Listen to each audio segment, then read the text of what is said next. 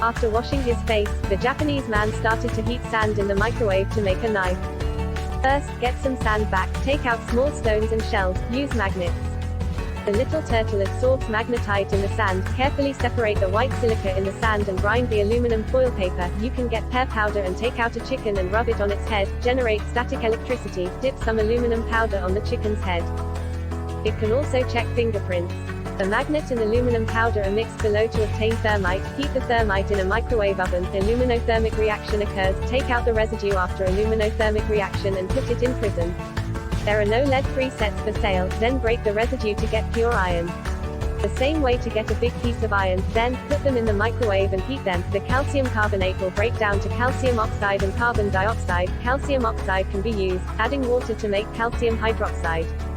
Charcoal can make ash. The ash is then filtered with water. Sodium carbonate and potassium carbonate are made.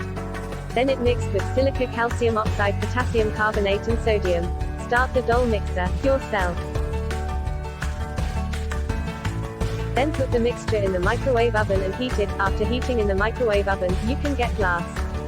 Collect glass. Making glass powder. A copper pillar. Grinding to make copper powder. It is heated to make copper oxide. The copper oxide powder is heated to make blue glass. The blue glass is turned into powder. I'm finally going to do it. Take out the previous iron block and heat the iron block, then make it into the shape of a blade. Next, use branches to make a blade shape. You also need to sharpen the blade.